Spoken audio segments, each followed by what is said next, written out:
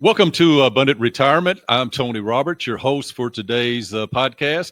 And with me, as always, is our co-host, Mr. Tony Shore. And we are here today to talk about all things retirement, whether it be in the private sector or what we're probably going to hit on a little bit today in more detail is actually retirement planning if you're a public sector employee, because guess what? There's a lot of things going on in the federal employee workshop or workplace today, and it's causing a lot of questions to be asked. It's also causing a little bit of anxiety, Mr. Shore. Yeah. And hopefully this over the next few minutes, we can answer some direct questions, maybe give some people a little bit of a chance to sit back, relax a little bit, and understand that the world's not falling apart here. And hopefully relieve again some of that anxiety and instill a little bit more peace of mind. So with that, as always, Tony Shore, it is always a pleasure to be here with you, and looking forward to working with you, day in, day out with this podcast. We're really excited about it. Yeah, and I know you have a lot of great information for our listeners out there and viewers. We're on YouTube. I want to encourage the listeners and viewers, you can subscribe to the show on YouTube, and every week there will be a new video with new financial and retirement information. We're also on all the major podcasting sites, Spotify, Apple Podcasts, Amazon Music. So, and those links are all available on our show page, which is at arobertsassociates.com. That's arobertsassociates.com. And you can go to the podcast page there, and there's links to all the sites where we're available. Plus, you can listen to the shows there, and there's a contact form if they have questions for you, Tony, and I know they will. And federal employees, you've been helping people in the area for years, federal employees in the Louisville area and all around, as well as other people. But you do help federal employees, and you have some knowledge in this area. And yeah, talk about controversial right now. And a lot of people are wondering, hey, what do I do if I'm offered a package? Don't make decisions without working with a financial professional, though, right? Oh, Tony, you couldn't have said it better. And, I think all of us, no matter what your political persuasion, I think all of us through the years have sat there and said, man, I wish federal government was ran a little bit more like our day-to-day businesses that we have to deal with, with balancing the checkbook and everything else like that. Well, we're sort of getting a little bit of inclination of that happening right now, and I don't know how it's setting in with a lot of folks. But, hopefully it comes, and I know – I definitely do not want to make light of the subject because, when somebody has a job one day and then all of a sudden it may be cut or eliminated or something like that. I mean, that's tough and that's life changing. Yeah, that's hard. And it takes, it takes a plan to be able to recover from that and everything else like that.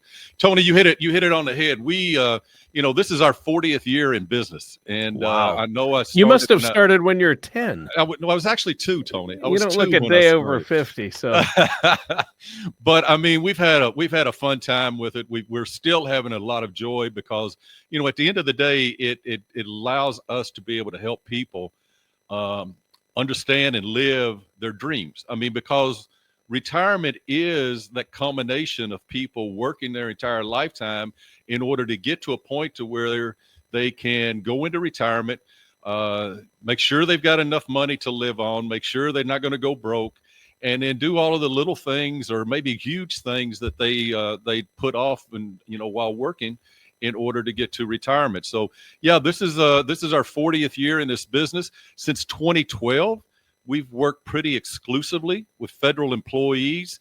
And that's what it came across by accident. I had one of my older clients at the time, Tony, who asked me if I could help his son with his retirement planning. And I said, yeah, I'll be glad to.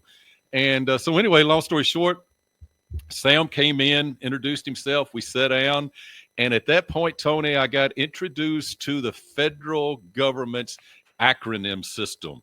TSP, FERS, FEHB, FEGLI. I mean, I was like, what is all of this stuff? And, once we did about 6 months worth of training and diving into all this, we sort of realized TSP was the government's 401k and the different things that go along with that. So again, the cool thing about federal employees, Tony, as you well know, they have a pension, they've got Social Security, and they've got their savings through their TSP and portfolios and things like that. So they literally have that three-legged stool of which to rely on when it comes to retirement. Yeah. Yeah. So if they've done everything right and worked with somebody like yourself, they can be set depending on their situation. Everybody's situation is different, how long they've worked in that government job or as a public employee. So it can get confusing though, like you said. I mean, until I started working with you, I didn't know what a TSP was because I'm not a government employee. But now I know a lot about it. And my brother-in-law and one of my best friends, he works in Washington for the federal government, and he just retired. And so I was talking to him about his retirement plans leading up to that. Yeah. And, he knows I work in the business as well, co-hosting shows, and I've worked with different advisors and worked with you for a number of years now, Tony. And I think it's great that you do this to help people, but it is a whole different situation when you're a federal employee. So we're going to talk a little bit more about that today. Basically, what are some facts we need to know about this? What would you like to share with our listeners? Well, Tony, I think you start at the beginning, and again, whether you're a federal employee or a private sector employee that's thinking about retiring, the biggest question that we usually get on the front end are the most concerning question. What concerns you about retiring? What maybe makes you wake up at 4:00 in the morning saying, should I do this retirement thing or not?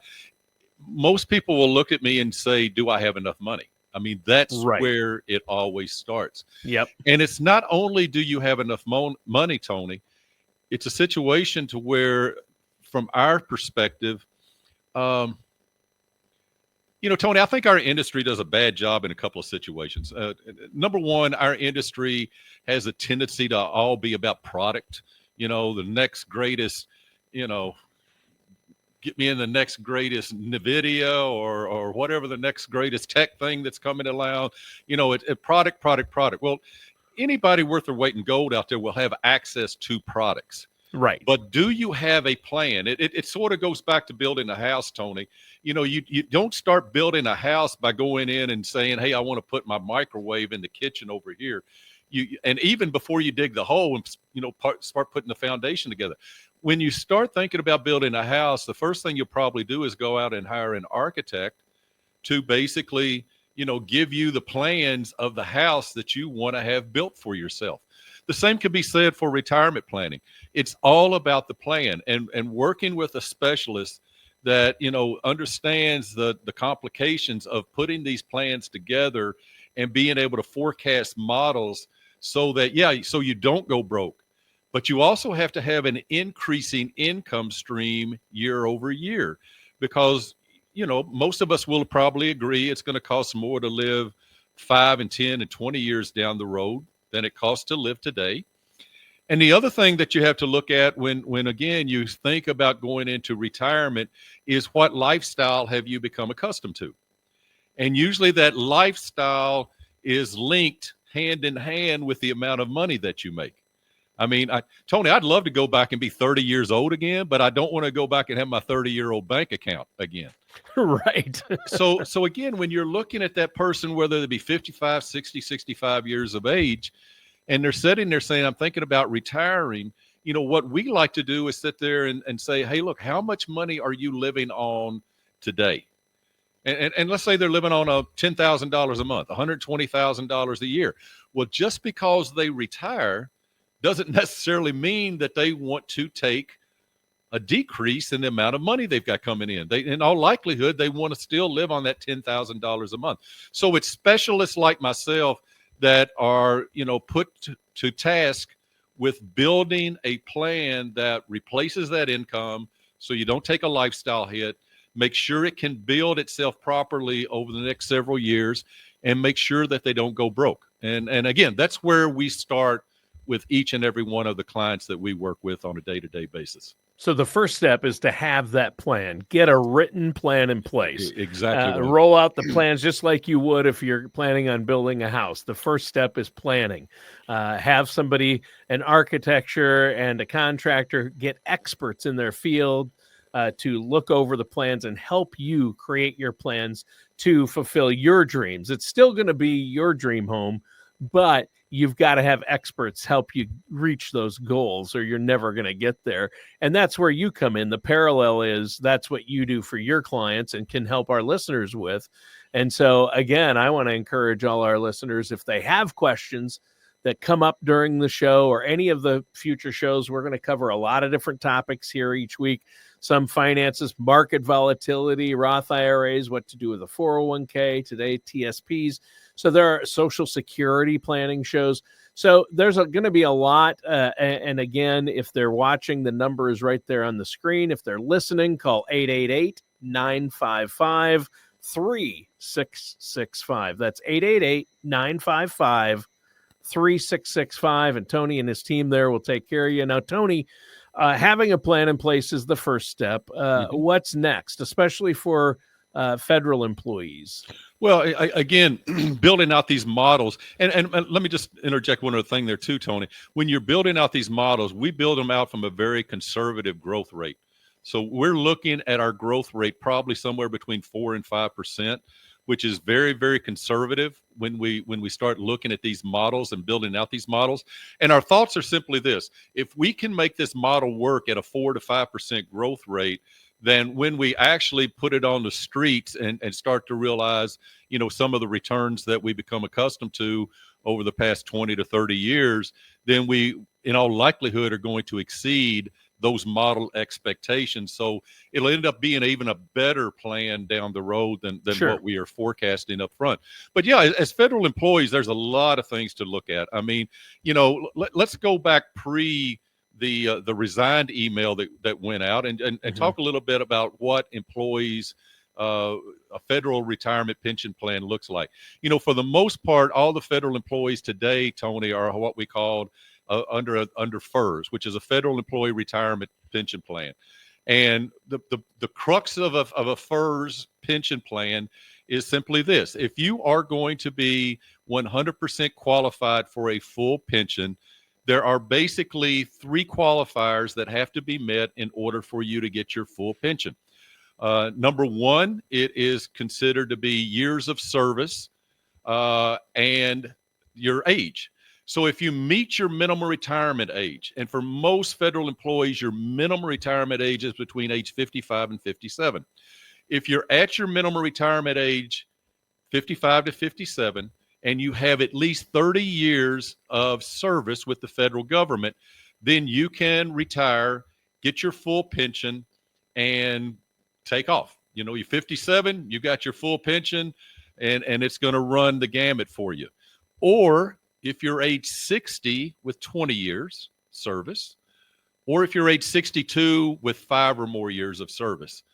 Now, again, if you're 62 with 5 years of service, your pension is going to be considerably less than somebody that is 62 with 30 years of service. But sure. Again, you're not going to get penalized. You're going to have your full pension. And when I say your full pension, it not only considers the pension amount, but you also have the ability to keep your FEHB, which is the government's health insurance acronym. You can keep your FEGLI, which is the government's life insurance acronym. You've got dental, you've got vision, you've got all of your other benefits, which you are entitled to keep along with your pension. And let me caveat that: as long as you've been enrolled in the plans for 5 years or more.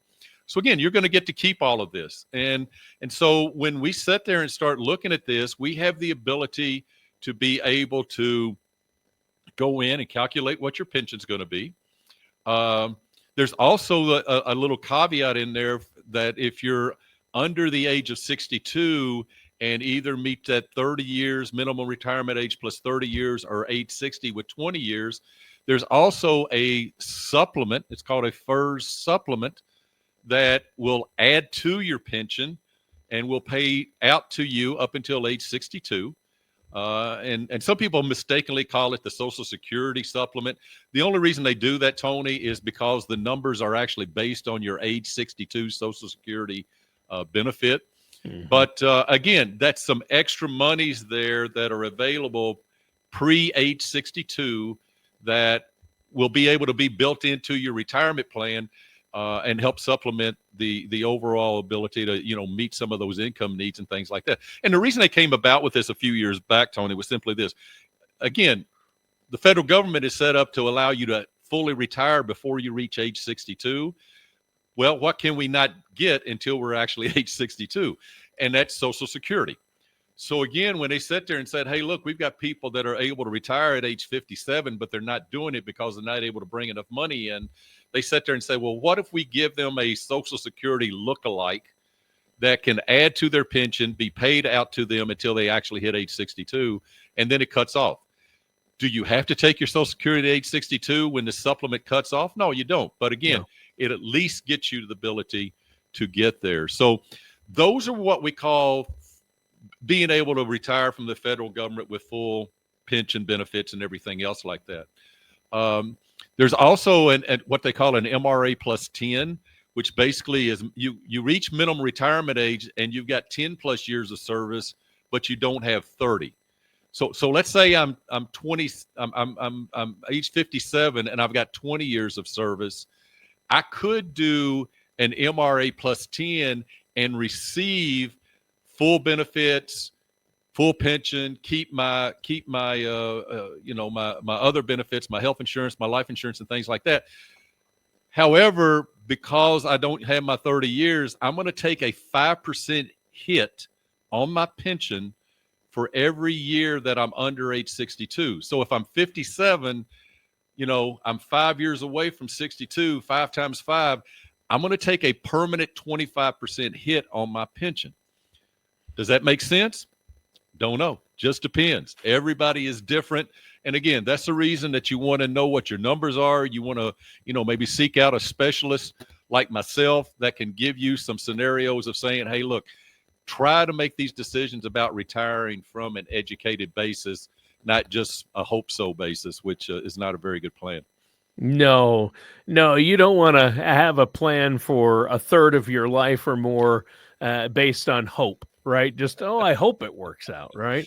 I'm going to have to figure out an acronym, what I can use hope for as an acronym that makes sense on whether you retire or don't retire, Yeah, we'll have to think about that. That's a good Yeah. challenge. Well, yeah, I mean, you can't base plans based on hope. Not so good. I mean, it's always great to have hope. That's nice, but it's nothing that you can count on. You want some solid written facts and a plan that will be there. You want to know X amount will be there each month in retirement to pay the bills, right? And you want to know exactly how long that's going to last, hopefully indefinitely, as long as you live, right? So that's where you come in and you solve for that. Retirement income is, if it wasn't for solving for retirement income, people might not need a financial advisor like yourself. I mean, there are a lot of details that you do. I mean, from investments to insurance to Social Security and Medicare. I mean, everything that's covered in a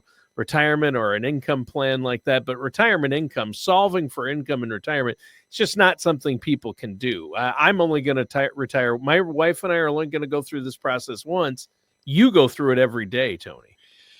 Well, yeah, and I share that with people because, all the people that I meet with are sort of like you, Tony. They're probably going to go through this retirement thing once and once only in their Yep. lifetime. Yep. And again, we see multiple cases a day. We put the models together for multiple people and everything else like that. So, I don't like to say it's old hat to us. Everybody is different, but again, everybody's the same in a lot of ways because again, how can I replace the income? How can I make sure I don't go broke? And then there's some other factors that are out there. I tell a story. I've got a client who lives on $30,000 a year, and I've got some doctor clients who live on $30,000 a month. They're both happy. They're both happy. It's just that lifestyle thing, man, and what you get used to. But in some other things that I share, and I actually, I wrote a brief about this.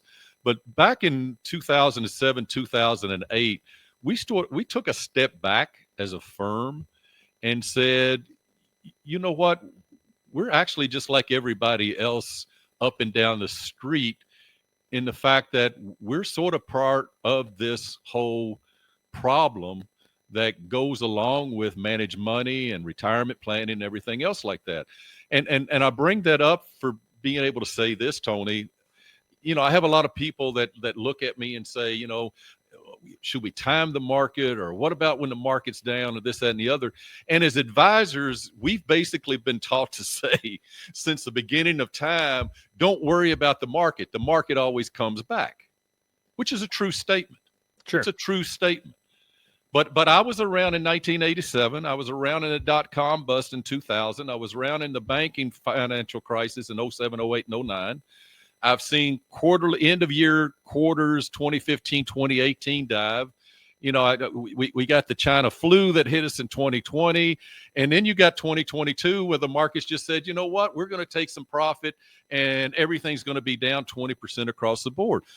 Well, what happens then if I retire in August of 2007 and the markets in September and October of 2007 start that 40 to 50% dive over the next 18 to 24 months?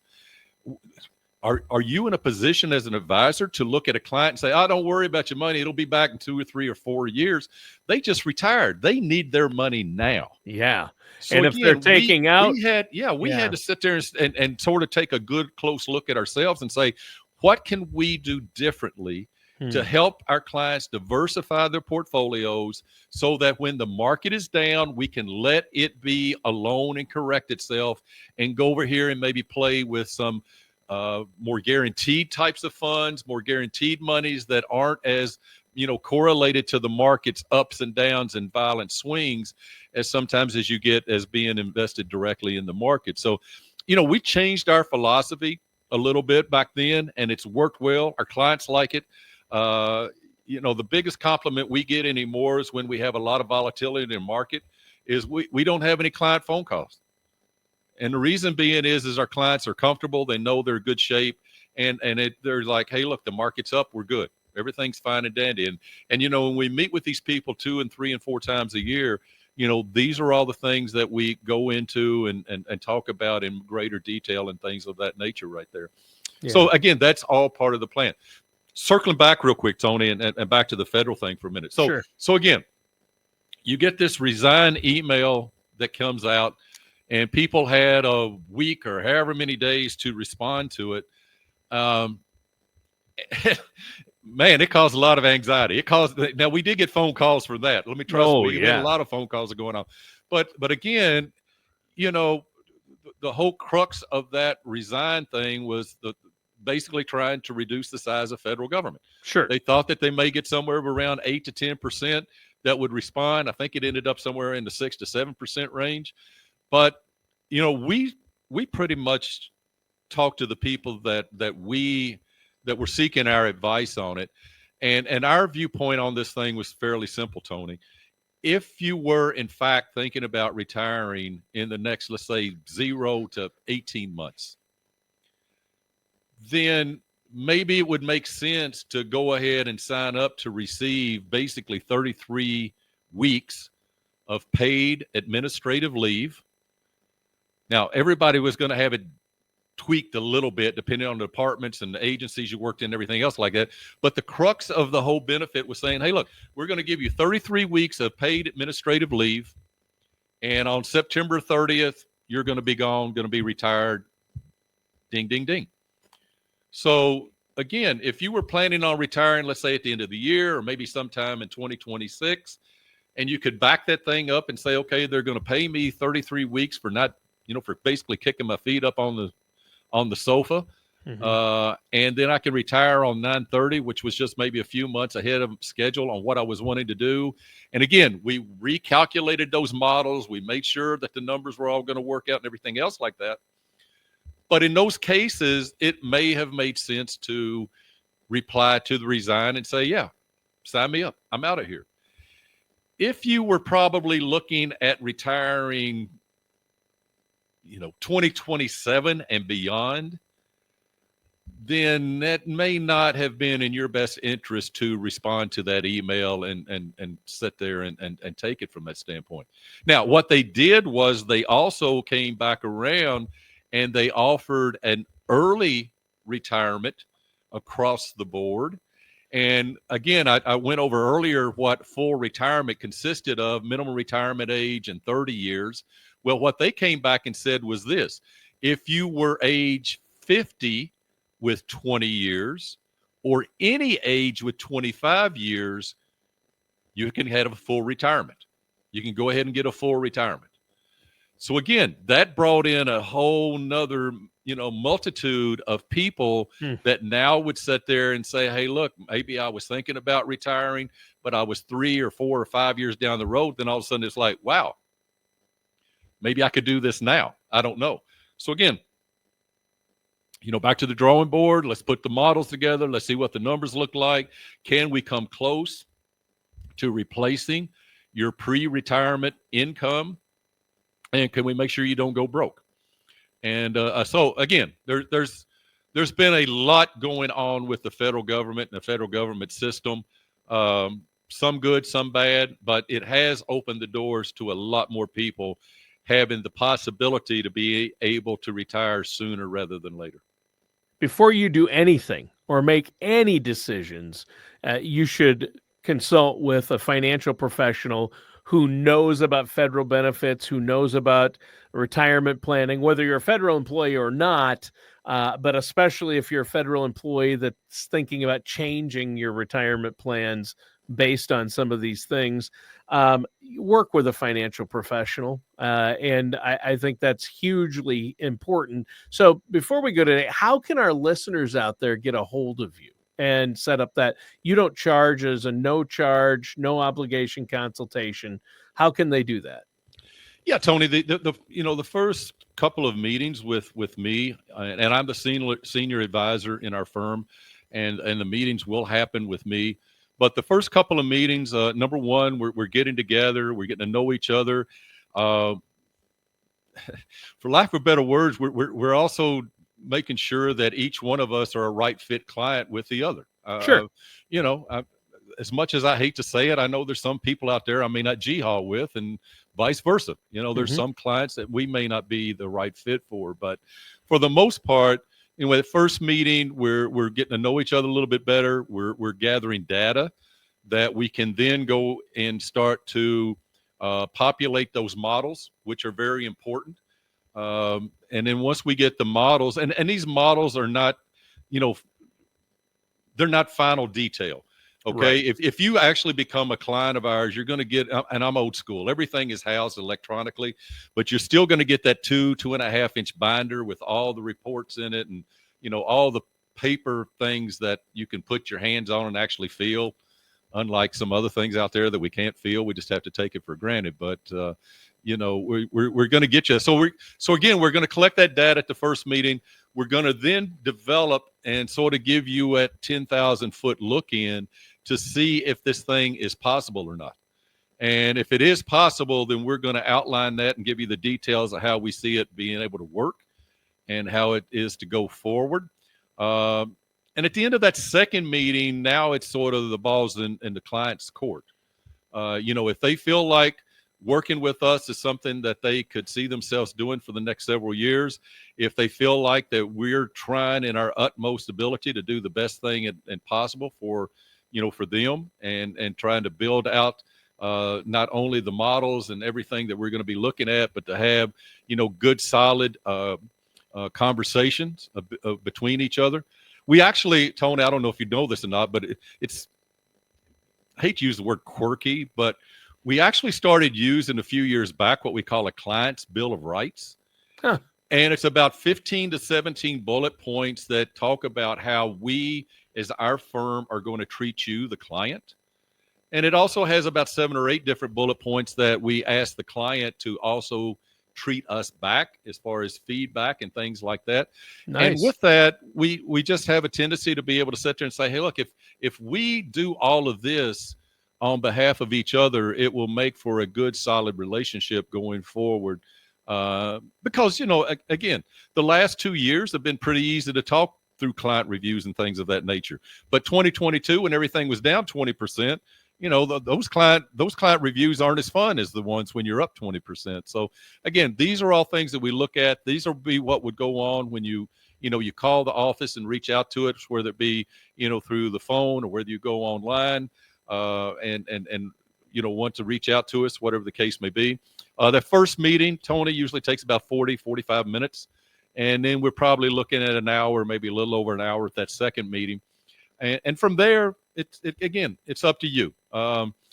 There's no charge or obligation. No, there's no charge there. And my reasoning for that, Tony, is I sort of feel like that, and I've sort of come full circle. I used to charge a fee and things up front and this, that, and the other, but I sort of feel like that if we can't bring value that you can't see, that we have the ability to do right by you, then why am I going to charge you a fee for sort of kicking the tires, for lack of a better word? Exactly. Well, I think it's great. And one more time, before we go, I want to encourage our listeners and viewers, if they haven't already, to subscribe to the show, Abundant Retirement. We're on YouTube, and that's all they have to do is hit the subscribe button if they're watching this on YouTube, or they can go to arobertsassociates.com, go to the show page, and there they can click the links to subscribe as a podcast, audio-only podcast, on Spotify, Apple Podcasts, Amazon Music, or they can go to any of those major podcasting sites, wherever they listen to podcasts, and type in Abundant Retirement and Tony Roberts, and the show will come up. But great show. In the future, Tony, I know you've got a lot of great topics planned out for us. I mean, we're going to touch on some hot topics right now, and that's, Social Security benefits, how to maximize those, Roth IRAs, how to minimize our tax burden in retirement, market volatility, everything. And we'll touch more on federal benefits and more on what people need to be doing there, because it seems like things are changing daily. So you're going to keep us up to date each week on that, Tony, right? Well, we're definitely going to try to. I mean, nobody has the silver bullet by any chance or any means, but what we try to do is base all of our planning work on logic and ideas that make sense. Because we own our own registered investment advisory firm, we get to decide on what topics we want to talk with our clients about. I'm not a CPA or a tax attorney, but I know there are 7 or 8 different tax strategies out there that could be advantageous to our clients. And sure. And again, when I sit there and say that, as their advisor who they are paying, either a fee to or a commission or whatever the case may be, taxes are the biggest hand in your pocket in retirement.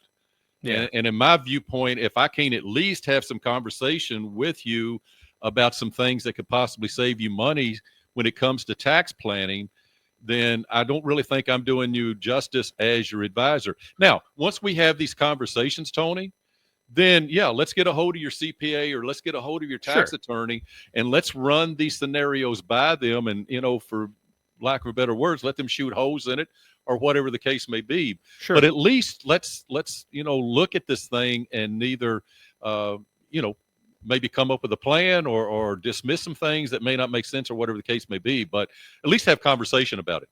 Again, as an advisor, as somebody that is a specialist, is leading you on this path of retirement, the biggest thing that I can bring to the table is being able to give you ideas and suggestions and things to have a conversation about that you may not even have known about before we put them on the table. So that's something that we try to do day in and day out.